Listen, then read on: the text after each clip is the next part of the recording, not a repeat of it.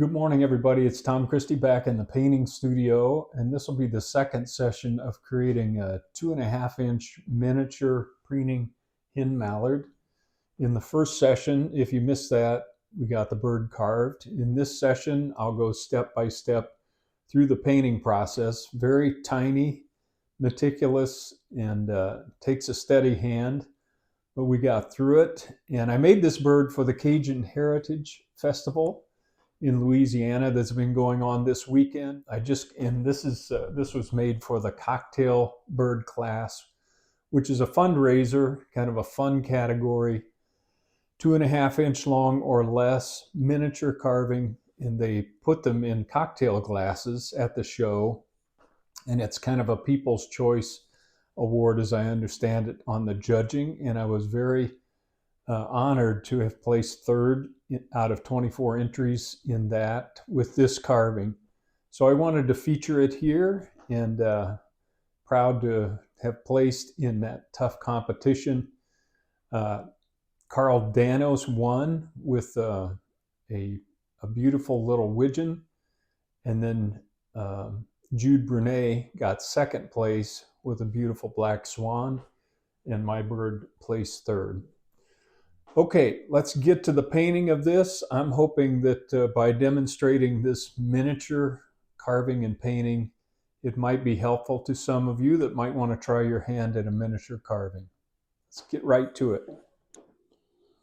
All right, I'm going to put a base coat on this bird of a combination of 50% Liquitex gesso and 50% burnt umber heavy body acrylic. Makes coating this consistency. On my bigger birds, I prime the birds with gray primer. On this bird, since it's not going to see any heavy service other than in a cocktail glass for a little while, I'm just going to go right over the sealed wood with my base coat material.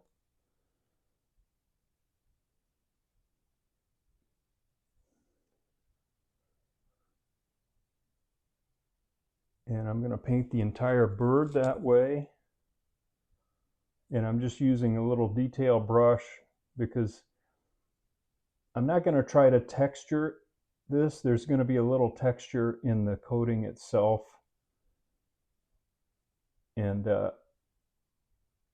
bird is so small, I'm just going to keep it smooth. So I'll go ahead and paint the entire bird. I'm going to leave the bottom wood just so the tupelo is visible in the finished bird. I'll come back when I get the bird base coated.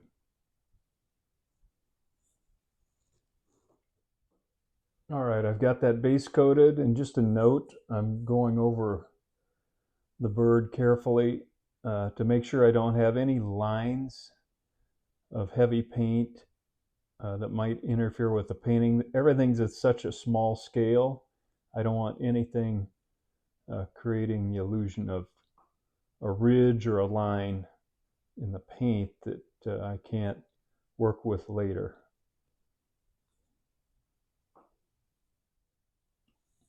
For the side pockets, I've got a mix of raw sienna, raw umber, brown earth to give us this lighter value of brown.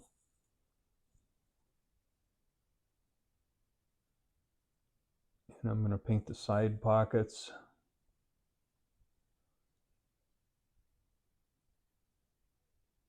And the breast with this color, and this will take a couple of coats. And I'm going to paint the side of the rump here with that color as well, and kind of fade that out as we go down the side. Not sure this will be the best video for visibility because everything is so tiny, but I'll try to cover most of the major steps here.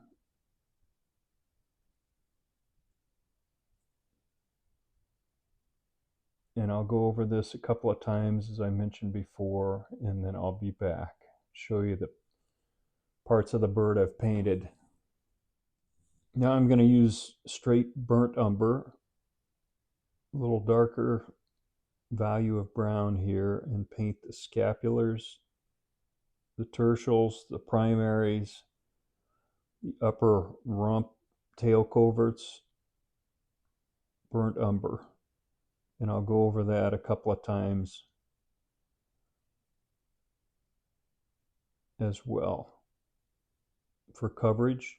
And then I'm going to fade that into the lighter value up here around the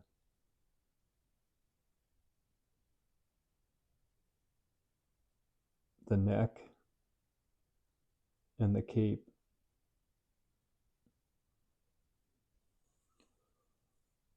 So I'll come back when I've painted that twice and show you the areas that I've painted in. I'm using a little angled scrubber with some of the lighter side pocket value, and just scrubbing it across this junction between the lighter value of brown and the darker, just to kind of fade into that dark color on the cape. Same thing over here. Same thing in this area.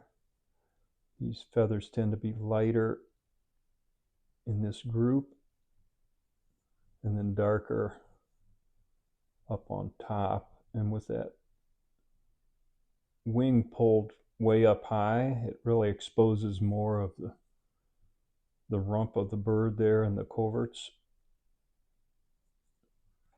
Okay, now let's paint the head. I'm going to use a buff colored mix of white gesso, raw umber, and raw sienna, and paint the head with that. I'll also paint the rump area with that lighter value. So I've got that buff color. I'm going to paint right over the eyes at this point.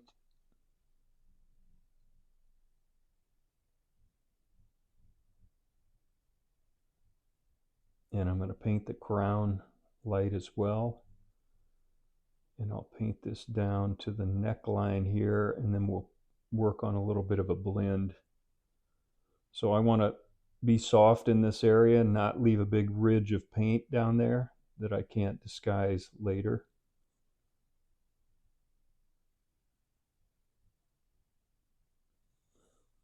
So I'll paint that. I'll also paint this rump area under the tail. And then we're going to want to fade that into this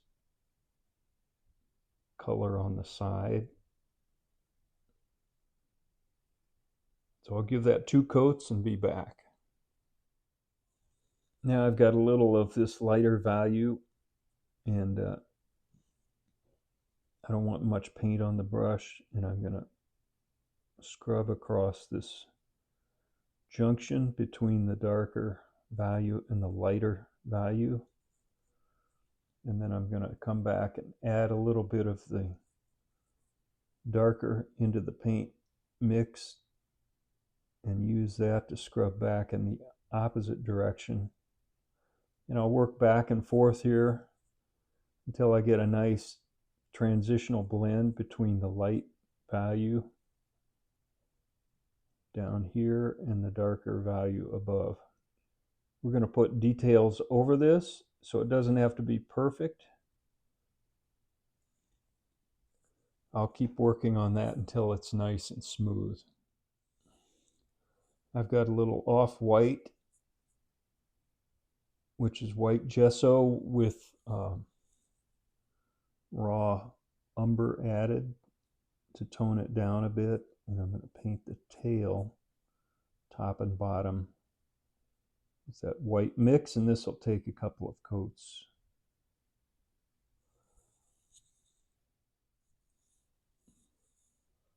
Now I'm going to use some of the side pocket value and darken the crown. I've got a little detail brush here to get the paint deposited to begin with, and then we'll work on a blend between the light and the dark. I'm going to take that right down to the bill in front. Take it down the back. And I'm going to have the head turning this way and back.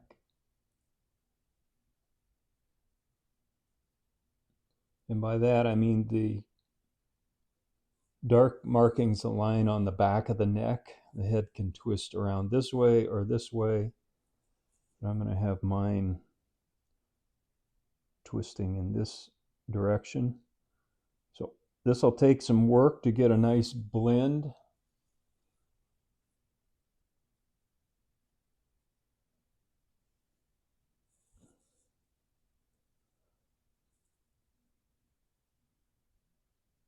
Right now I just want to get a consistent color on the top of the crown up to the bill here where it meets, and then work on the soft blend. Now I've got a damp angled scrubber here, 1/8 inch, and a little of the lighter value, and I'm starting to scrub back and forth to help create a blend here. And like we did back here, I'll go back and forth between the two colors until I get a nice soft transition between the two.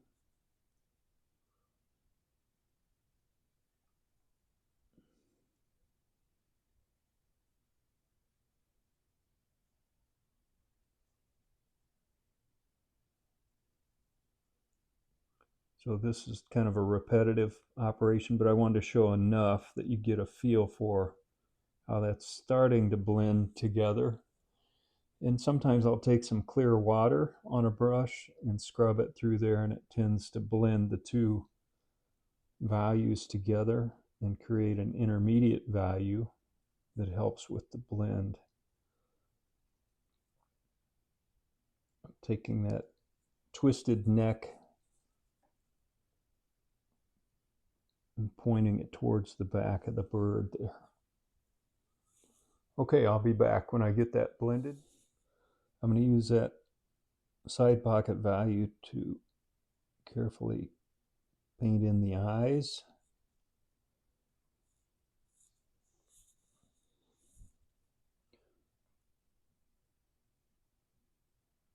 Really meticulous work. Apologize if my hands are a little shaky.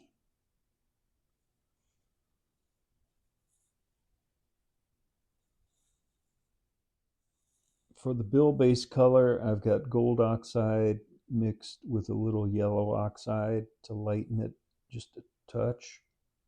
And I'm going to just go in here and paint the base shape. Easier said than done in such a tiny area.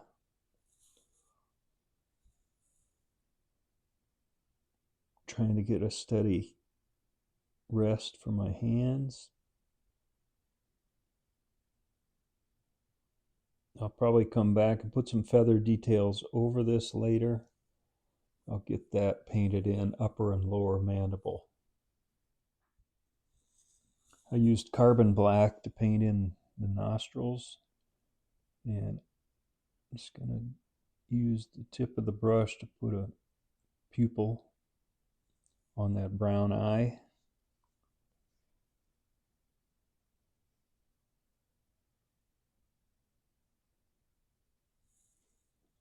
Like that. I've got a little carbon black on this scrubber, and I'm just going to try to go in here and put some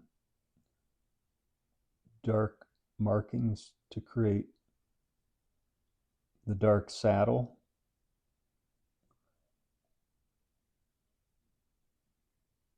And just kind of dot that in place.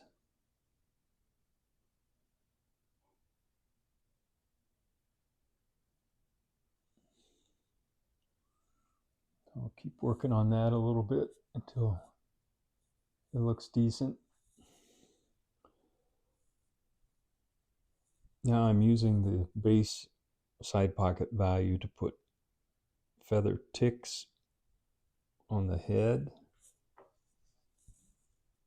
Very meticulous work with number 2 detail brush.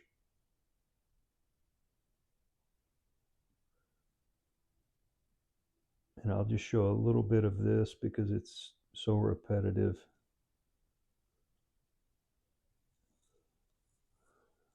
So I'm just paying attention to feather flow on the head here.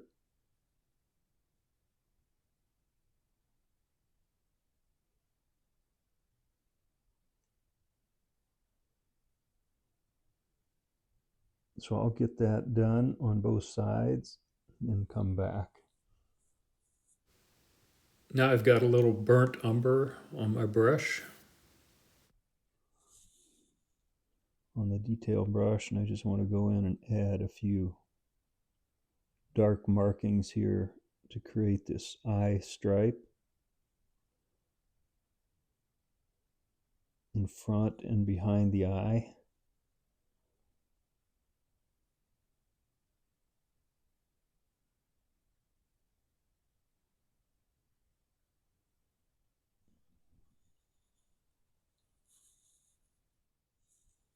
And then a little raw sienna mixed with the original light face color. And I'm going in and putting some light colored ticks in the crown, pulling them up out of the light side value and meeting in the middle.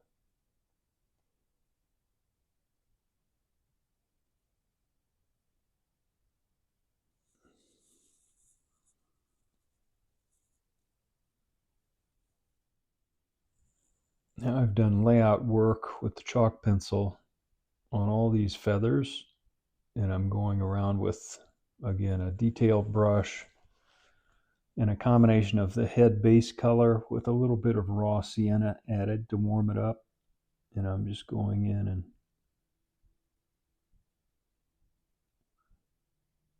edging each one of these feathers. And I'm only going to show a little bit of this because it's pretty repetitive. And I've got 3x magnifiers on to be able to see what I'm doing here. Very tiny, meticulous. And underneath, I use the tail value of that off-white to do the feather outlines under there. Once I get all of these developed, then we'll go back in and put in the internal markings. Now I'm going back through and putting in the internal markings.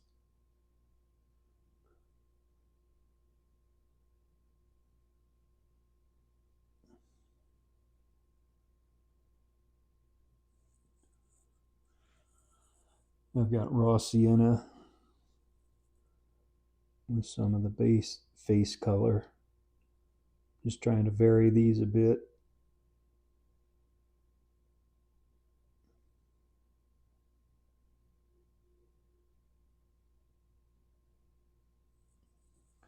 So I'll go through those. I'm going to use a little more raw sienna on the markings on the back.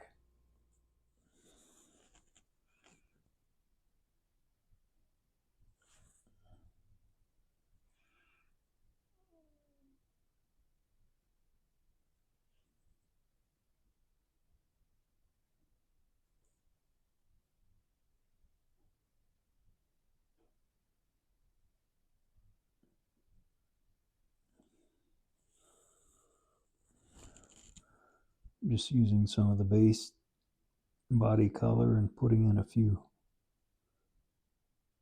darker markings in these light feathers.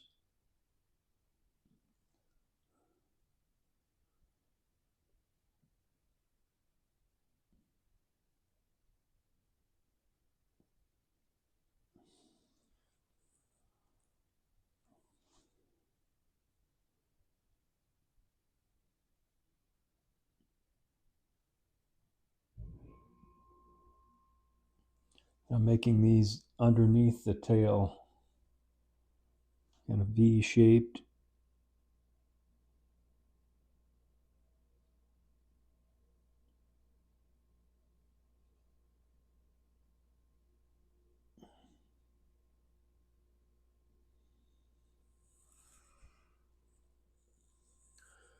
For the tail, I'm just using the side pocket color again and putting in some feather edges or some separation between feathers.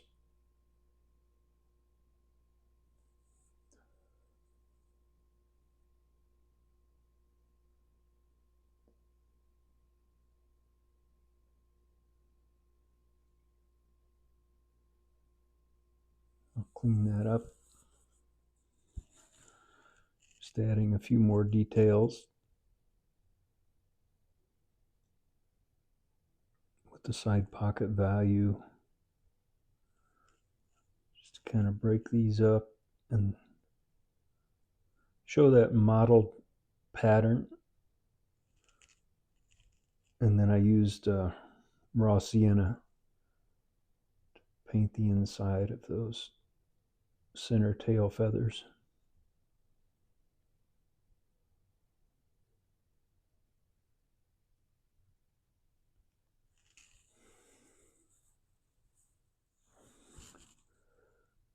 Underneath the tail feathers, I want this to be gray, and I've got a little Nimbus gray darkened with burnt umber.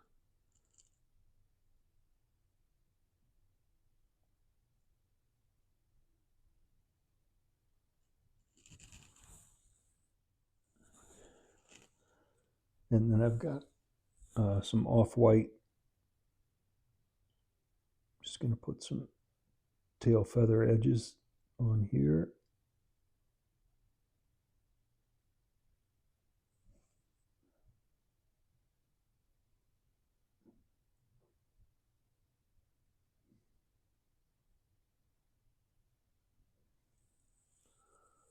Like that. I use some off-white to reline those tertial feathers, the lower edge, to make them pop a little bit more. And then I use the underside of the tail gray to paint in that forward wing area. Painting the speculum area carbon black to begin with as a base. I've got a little speculum out on this side as well.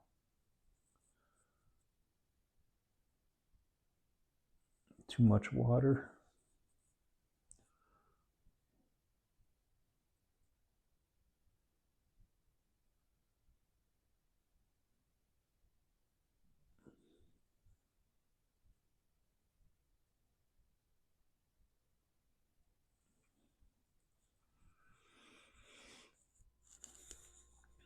I've got a little phthalo blue mixed with white gesso on a little 1/8 inch scrubber. And I'm just scrubbing in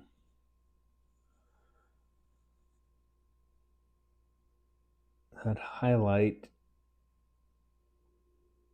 Got a little down below, but we can fix that. And I want to leave the edge of this black, dark, but build up the brightness closer to the corner here by adding a little more of the white. And this will give us the appearance of an iridescent shine on this speculum, group of speculum feathers. Kind of like that. I'll keep working that, but that's pretty close. Do the same thing over here. Not as much room.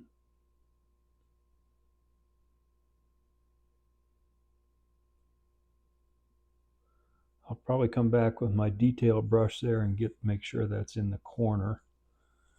But you can see that looks pretty decent. I just pulled some carbon black lines through there. Really not much to do over here, but put the white edge on those speculum feathers. Now I've got off-white, just going in and adding this bar on the leading edge. I'll have to touch that up. And a little bit of feather barbs going in to the gray. And I had pulled these whites over here as well. Then I just added a little bit of off-white to the base face color and put a few wing feather edges in there to break up that gray. I want to give these tertials a little more of a gray highlight, so I've got some Nimbus gray. Some Nimbus gray with burnt umber and a little scrubber, and I'm just going in, scrubbing in a highlight on the internal portions of those feathers. So these are not quite so dark, more of a gray value. And then I'll put some quills in there.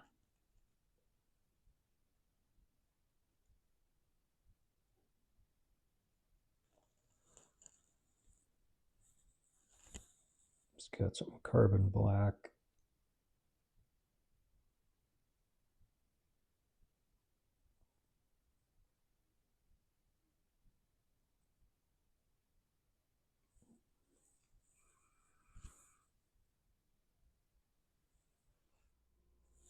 Taking a little gold oxide with raw sienna just to wash and making this breast just a little bit more of a rusty hue. It's pretty subtle, but often see that on hen mallards.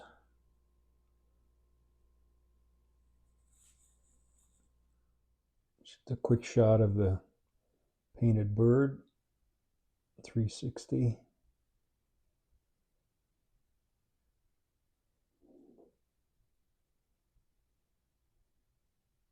So I'll let that dry and then seal it up. And I also want to put some gloss on the eyes and the bill. Finish it up.